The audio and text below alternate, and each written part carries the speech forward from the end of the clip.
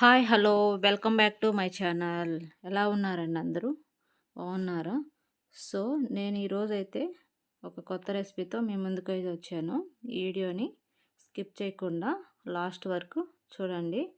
మీకు వీడియో గాని నచ్చితే లైక్ చేయండి, అలాగే షేర్ చేయండి, అలాగే సబ్స్క్రైబ్ కూడా చేసుకోండి. ఓకే, మనం ప్రాసెస్లోకి అయితే వెళ్ళిపోదాం. ఈరోజు నేనైతే ఫ్రెష్గా ఉన్న మునగాకునైతే తీసుకున్నానండి. నేను మన కందిపప్పుతో మునగాకు తాలింపు ఎలా చేయాలో ఒకసారి చూద్దాం. సో నీట్గా మనం మునగాకు అనేది తీసుకుందాము. ఇలా మనం ముందు రోజు తర్వాత రోజు చేసుకోవాలనుకున్నా మనం ఒక క్లాత్లో కట్టేసి అలాగైనా ఈజీగా మనం ఆకు అనేది తీసుకోవచ్చండి. ఇప్పుడు నేను ఆకంతా నీట్గా పుల్లలు లేకుండా నీట్గా ఒలుచుకున్నానండి.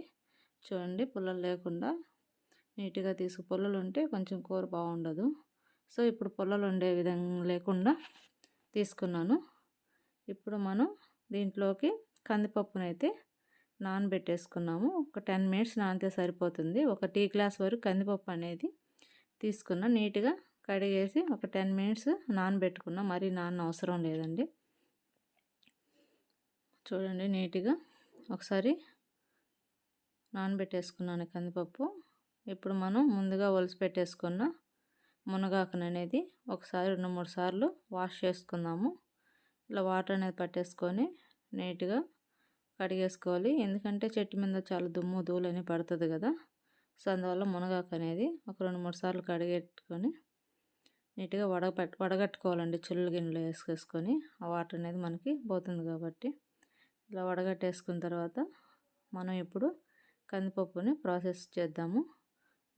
నేను ఒక ప్యాన్ అయితే తీసుకొని కందిపప్పుని అయితే యాడ్ చేస్తున్నాను. మనం నానబెట్టుకున్నాం కదా 10 మినిట్స్, ఆ మొత్తం కందిపప్పునంతా యాడ్ చేసేసుకొని ఒక చిన్న గ్లాస్ నిండా వాటర్ అయితే యాడ్ చేస్తున్నానండి. ఇప్పుడు మనం స్టవ్ వెలిగించుకొని ఇది పెట్టేసుకొని మూత పెట్టేసుకుందాము. ఒక మీడియం ఫ్లేమ్లో పెట్టి ఉడకనిచ్చామంటే కందిపప్పు అనేది మనకి ఉడుకుతుంది. ఇలా ఉడికి మనకి నురుగులాగా పైకి వస్తుంది కదా ఉడికేటప్పుడు. ఇప్పుడు మనం ముందుగా కడిగి పెట్టుకున్న మునగాకునైతే యాడ్ చేసుకుందాము. సో ఇప్పుడు మనం మునగాకు మొత్తాన్ని ఈ ఉడుకుతున్న వాటర్లో వేసేసామంటే నీట్గా మనకి మునగాకు అనేది ఉడుకుతుంది. ఇప్పుడు మీడియం ఫ్లేమ్లోనే ఉంచుకొని ఒకసారి మూత పెట్టేసుకుంటే మనకి మునగాకు అనేది కొంచెం కల్లుప్పు కూడా యాడ్ చేసేసుకుందాము. ఇందులోకి శనగల కారం అనేది తయారు చేసుకుందామండి. ఇప్పుడు నేను ఒక మిక్సీ జార్ అయితే తీసుకున్నాను. దీంట్లోకి ఒక 2 టేబుల్ స్పూన్ వరకు నేను శనగలు అయితే యాడ్ చేసేసుకున్నాను. దాన్ని అండి సాయిపప్పు అని అంటారు. సో తర్వాత ఒక 2 టేబుల్ స్పూన్ కారం, అలాగే ఎల్లుల్లి రెబ్బలు కూడా యాడ్ చేసుకొని కొద్దిగా సాల్ట్ అయితే యాడ్ చేసేసాను.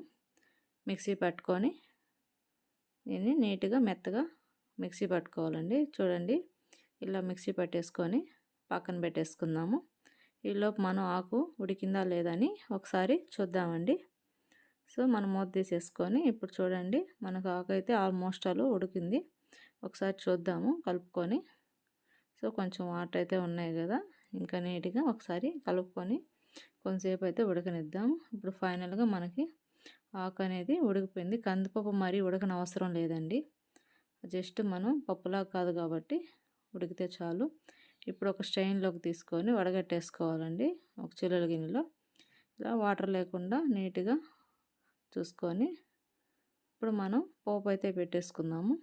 స్టవ్ వెలిగించుకొని ప్యాన్ అయితే పెట్టుకొని కొద్దిగా ఆయిల్ అయితే వేసుకోవాలి. ఎందుకంటే ఈ మునగాకు అనేది ఫ్రై అవ్వాలి కాబట్టి కొంచెం ఎక్కువ వేసేసుకొని, అలాగే ఆయిల్ హీట్ అయ్యాక ఆవాలు, అలాగే జీలకర్ర,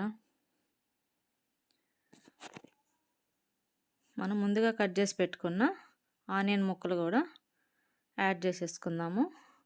అలాగే 2-3 ఎండుమిరపకాయలు కూడా వేసేసుకోవాలి. ఇవన్నీ ఒకసారి కలుపుకుందాము. కొన్ని ఎల్లుల్లి రెబ్బలు కూడా వేసేసి అన్నీ ఒకసారి ఫ్రై అవనిస్తే ఇప్పుడు మనం ముందుగా కడిగి పెట్టుకున్న కరివేపాకు కానీ యాడ్ చేసుకుందాము. 2-3 రెబ్బలు కరివేపాకు కూడా వేసేసుకొని ఒకసారి మొత్తాన్ని కలుపుకుందాము. తర్వాత మనం ఉడకబెట్టి పెట్టుకున్న కందిపప్పుతో మునగాకుని యాడ్ చేసేసుకుందామండి. ఇలా లో ఫ్లేమ్లో పెట్టుకొని మనం ఈ కందిపప్పు మునగాకు అనేది ఫ్రై అవనివ్వాలి. నీట్గా ఒకసారి మొత్తాన్ని కలుపుకొని ఇలా కలుపుకుంటూ ఫ్రై చేసుకోవాలి. ఒక 2 మినిట్స్ అలా ఫ్రై అవనిస్తే మనకి మునగాకులో ఉన్న పసరంతా పోతుంది. ఇప్పుడు నీట్గా మనం ముందుగా ఒకసారి మనం మిక్సీ పెట్టుకున్న శనగపప్పు పొడి అయితే వేసేద్దాము. ఇప్పుడు వేసిన తర్వాత ఒకసారి మునగాకు అంతా కలిసే విధంగా కలుపుకుందాము. ఇలా పొడిని కానీ ఒక 1 మినిట్ అలా ఫ్రై అవనిచ్చుకుందాం. నీట్గా మునగాకుకి కందిపప్పు పట్టే విధంగా చూడండి. మనకు ఫైనల్గా అనేది మునగాకు అనేది రెడీ అయిపోయింది. కందిపప్పుతో మునగాకు తాలింపు అనేది చాలా ఈజీగా చేసుకోవచ్చండి. ఒక 10 మినిట్స్లో అలా అయితే ప్రాసెస్ మొత్తం నీట్గా అయిపోతుంది. ఈ రెసిపీ మా ఇంట్లో మా అమ్మ అయితే చాలా బాగా చేస్తుంది. సో మా అమ్మ చేసేది చూసి నేను నేర్చుకున్నాను అండి ఇది. సో మనకి ఫైనల్గా రెడీ అయిపోయిందండి కందిపప్పుతో మునగాకు తాలింపు. ఒకసారి మీకు నచ్చితే లైక్ చేయండి, అలాగే సబ్స్క్రైబ్ చేసుకోండి. థ్యాంక్స్ ఫర్ వాచింగ్ అండి. Thank you so much.